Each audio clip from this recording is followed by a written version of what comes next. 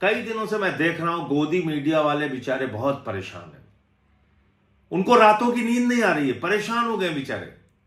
कह रहे हैं 1,000 करोड़ रुपए हर दिन कंपनियों का घाटा हो रहा है, 1,000 करोड़ रुपए हर दिन कंपनियों का घाटा हो रहा है। क्या आपको छाती नहीं पीटना चाहिए? क्या आपको अपना सर नहीं फोड़ लेना चाहिए? अरे क्यों नहीं, अगर डीजल पेट्रोल के दाम 3-3 रुपए बढ़ गए तो उसको क्यों नहीं बर्दाश्त करते? अरे क्यों नहीं, अगर गैस के दाम 993 रुपए और 261 रुपए बढ़ गए तो उसको बर्दाश्त क्यों नहीं करते? क्यों बोल रहे हो? चुप रहो, खामोश रहो, बढ़ गए तो बढ़ गए। तो आप लोग ये समझ सकते हैं कि ये गोदी मीडिया दरअसल किसके लिए काम करता है, दिन रात किसका प्रोपेगेंडा करता है, दिन रात किसको बचाने के लिए लगा हुआ है।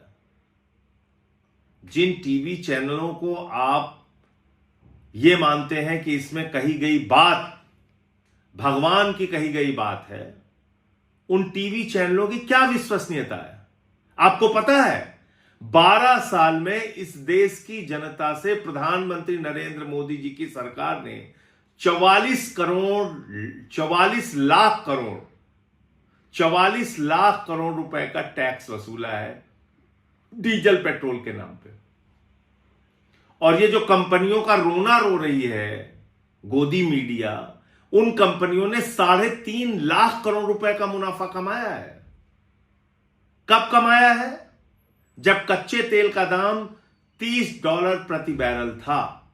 अंतर्राष्ट्रीय बाजार में जब कच्चे तेल का दाम कम था, $20 $30 प्रति बैरल था, उस वक्त भी आपको महंगा पेट्रोल और डीजल हिंदुस्तान में बेचा गया और मुनाफा कमाया गया, हजारों लाखों करोड़ रुपए मुनाफा कमाया गया। तब तो कोई गोदी मीडिया वाला छाती नहीं पीट रहा था, तब तो कोई गोदी मीडिया वाला सर नहीं पटक रहा था कि बाप रे बाप, इतना मुनाफा जनता से कमाया जा रहा है, क्यों जनता से इतना मुनाफा कमाया जा रहा है, क्यों मोदी जी डीजल पेट्रोल का दाम कम नहीं कर रहे हैं अगर अंतर्राष्ट्रीय बाजार में कच्चे तेल का दाम कम है। किसी भी गोदी मीडिया ने यह बात नहीं कही। तो अब क्यों आप लोग सर पटक रहे हैं? इसलिए कि मोदी जी के हर गलत निर्णय का बचाव करना है। मोदी जी चले गए विदेश यात्रा में, आपने देखा होगा उनका वहां अरब में गले मिलते हुए। यहां तो कपड़े से पहचान लेते हैं मुसलमानों को, आपने देखा होगा वहां किस तरीके से गले मिल रहे हैं जोर जोर से, जैसे मेले में बिछड़े हुए भाई। देखा होगा आपने। और आपको सलाह देकर चले गए सोना ना खरीदना, खाद ना खरीदना, खाने का तेल ना खरीदना, गाड़ी का तेल ना खरीदना, वर्क फ्रॉम होम करना, विदेश यात्रा ना करना, सब सलाह देके चले गए। अब गोदी मीडिया लग गया अपने मालिक की चमचागिरी में कि अरे भाई, जब कह के गए तो मान क्यों नहीं रहे हो तुम लोग?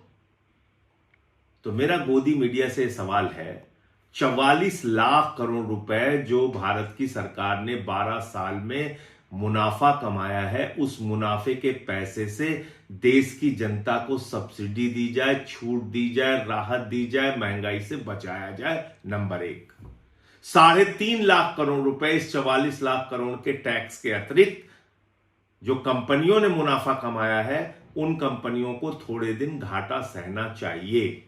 अगर अंतर्राष्ट्रीय संकट है तो देश की जनता को राहत देने के लिए खुद भी घाटा उठाना चाहिए। जब उन्होंने मुनाफे कमाए तो थोड़े दिन घाटा भी उठा लो। हमेशा जनता के ऊपर ही मार क्यों पड़ेगी? और अंत में मैं एक बात कहना चाहता हूं, इस देश के अंदर महंगाई के सवाल पे या फिर बेरोजगारी के सवाल पे या फिर परीक्षा के पेपर लीक के सवाल पे इस देश की जनता को खुद से जगना पड़ेगा। अगर गोदी मीडिया के आप तर्क सुनोगे तो वो तो दिन को रात और रात को दिन भी साबित करने के लिए अगर मोदी जी कहेंगे तो उनके साथ तैयार है। अपना खुद से दिमाग का इस्तेमाल कीजिए और किस तरह से आपके साथ छल किया जा रहा है, किस तरीके से आपकी जेब काटी जा रही है, इसके बारे में सोचिए। जय हिंद।